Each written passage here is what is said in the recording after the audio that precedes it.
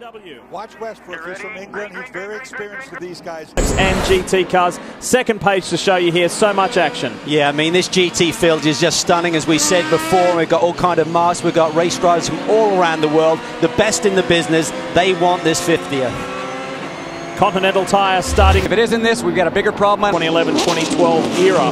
So that is the second.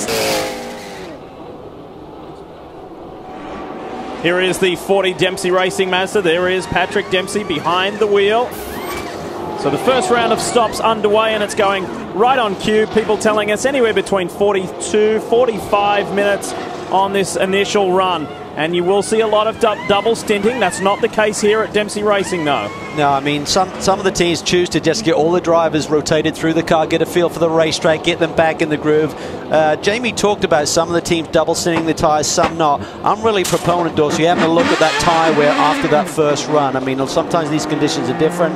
Yes, you want to save your allocation of tyres, but get a read on the tyres. Make sure there's nothing going on, too much camber like we saw last year in some of the DP cars. Make a good read on the car early. Biggest story in Daytona. Back live at the 50th anniversary Rolex 24 at Daytona here on Speed. I think, and that comes down to how you Pipes, but last year came back to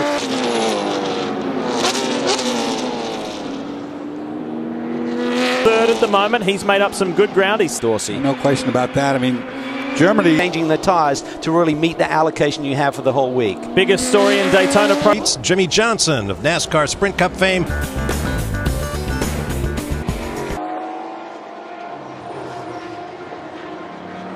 They were taken out of this one early last year with, I think, from memory, and how the DP boys have to be extra patient.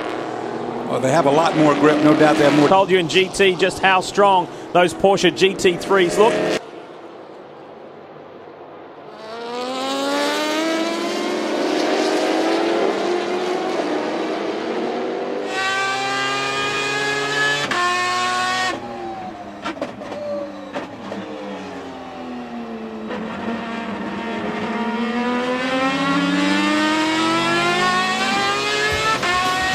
So pleased you could be with us to watch and enjoy this live coverage of the Rolex 24 at Daytona, and even one of our competitors in this race, the open wheel star Paul Tracy, tweeting, as you can read there, we're in the garage. Well, not any longer. That was a few minutes ago.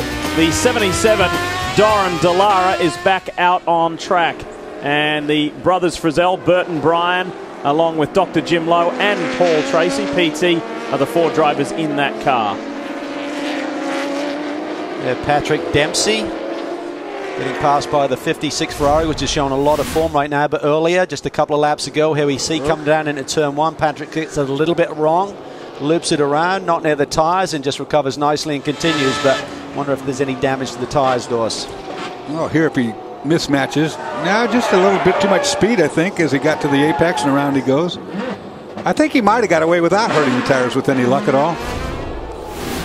Remember, this is the car that finished third in GT last year and led a good portion of the race last year. So as we get up into our rhythm and the race gets into a rhythm, we just heard from a special guest from Porsche. We're going to have a revolving door of guests throughout our 15.5 hours of live coverage of the Rolex 24. It's our pleasure to welcome multi-time winner of the Rolex 24 and sports car racing legend Brian Redmond to the Speed booth. Brian, great to have you once again. It was only seems like yesterday we had you up here when you were the Grand Marshal. Really special, really significant week. What's it been like for you, and has it caused even more reflection? Well, it's been really fantastic. I mean, the weather is superb. The Daytona facility improves every year after year.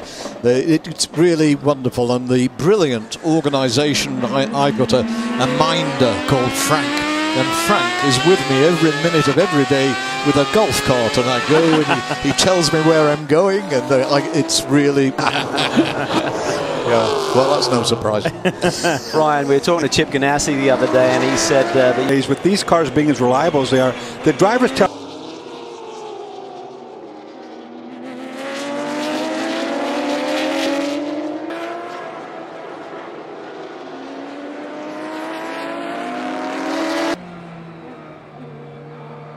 is substantial. That 10 seconds, that doesn't mean anything. And Cal, your point is pertinent there, because crew chief at Brumos Racing. However, Sideways went Hollywood star Patrick Dempsey, co-owner of Dempsey Racing and the man who stood on the podium here a year ago.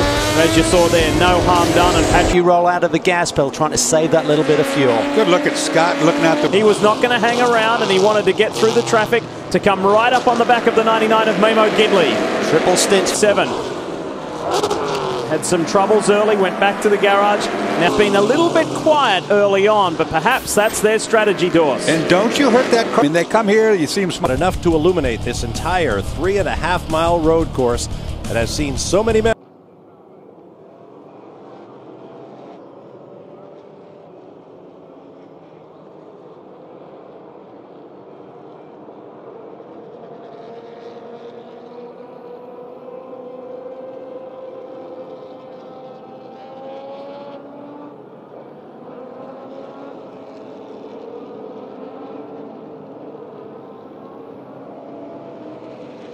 The top spot, followed by Pruitt, Jan Magnussen, and that bright blue number. Compares very favourably to 142.9 for Valiente, and they are still, after all this time, only one lap down.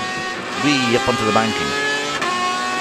And you see the 56 Ferrari out of his rhythm here a little bit. The 44 Porsche went by, and looks like he's back up to speed. Joe Foster looking on his outside. And they're about to make it 3 wide. TRG car down here. 4 cars, the top 4 cars in the overall finished on the lead lap last year. A real car guy. Well, there are a lot of these grandstands. There used to be a joke about when you came to this race. Home in Europe, because it's going out on Motors TV. These pictures are being seen.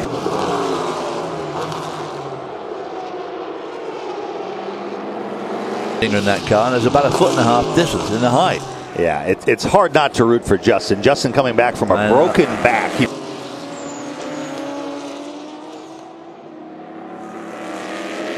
To his rearview mirrors, now he gets out of the way and allows the quicker Daytona prototypes to go through. Come back and figure it out. I mean, we've never had a problem before, so I'm just, sad on. In NASCAR, they had a lot of the top road racing drivers, of course, from America. And Memo Rojas in the 01. There he goes. Yeah, we haven't made any adjustments to the car, and we just figured out something really good. We just figured out things. When you get really tuned in driving, you can actually tell by the way they turn in how much way. Right now, we're happy to welcome Doug Bowles, who is the Vice President of Communications at the Indianapolis Motor Speedway. Doug, thanks for coming to join us up here. I'm glad to be here. I just realized as we were coming back there that we can't wait. Well, I know there's a lot of people that said they never should have had a second race at Indy. I'm glad you did. Now you Dempsey Racing, as in Patrick Dempsey, has had a rather interesting evening thus far. This was Charlie Putman from Mills, Wyoming. Getting a little bit wide down there in 1.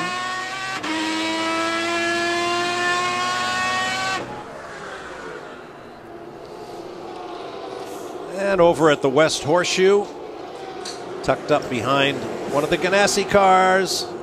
Now that is a slide. Yeah, and there's that sand I was talking about. And of course, getting that sand on the track means lower quotient of traction. There's another look.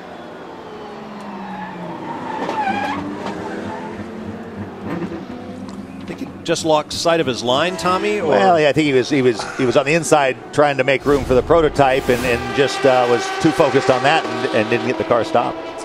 It's one of those times when you hear the screech of tires, not followed by that sickening thud as it hits something. So they got away with that.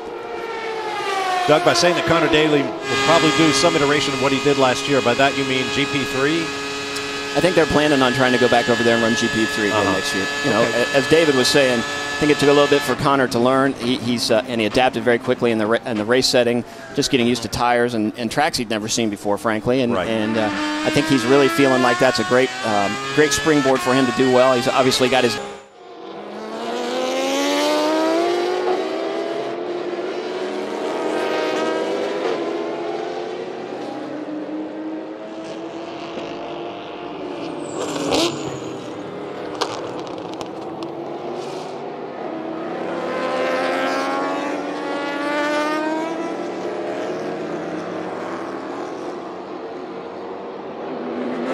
Refuel, a maintenance stop, refueling rig didn't work. They had to push up to the 62. Then they were able to get it fueled up. They both lost a lot of time. The next stop, they made a wicker change on the gurney to each of those cars, and it really transformed the car.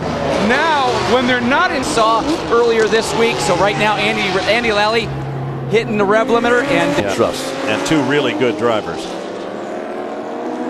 Well, we're seeing a little bit... Absolutely. Nicely done by all of those drivers. It is. It's the number 41.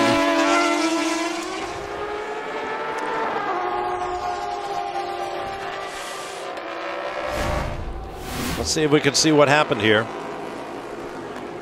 41 car is in front of one of the Action Express cars. First car gets through. Ooh. The Johnson car collected him. And then the Porsche. This is Rick Moore, the WeatherTech car. Rick Johnson of Bend, Oregon. Oh, that was close. That was Butch Leitzinger at the wheel. That's not the first time he's seen something like that unfold.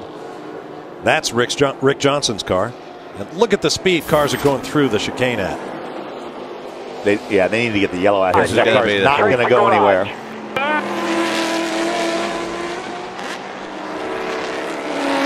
And it comes out. Full course caution. When we were on board with Pastrana, one of the most treacherous things, we could see it on the onboard. Wow. But he did not hit anything. Huge slide opposite lock inside the pit lane for Pastrana. One of the most treacherous things your first time here at Daytona is getting out of the pits on cold tires. Absolutely. Very narrow. And that is a lot of damage on the 41, shared by Rick Johnson, Scott Maxwell, Ian James, Daniel Rogers, and Don Kitts Jr. You hear it NASCAR race, and they'll say, well, you know, at Martinsville, you're like, really? 5? Right. You know, but they never forget. We never forget. That's right. You'll be in the bar for the 75th anniversary of the Rolex 24, and you'll see a guy and say, I remember when he... Manufacturers and Audi, Ferrari, all of these teams coming in to take on, Porsche. And they just reduced the square inches of that to help. It was too big a penalty. You can't get any power down.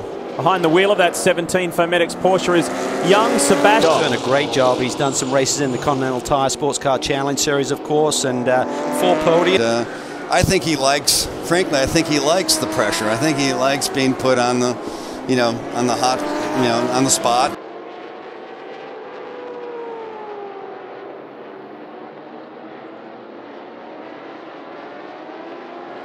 These two guys did not pit during that last sequence, so they've got a little less fuel in the tank for the end of this run. 23 hours to go.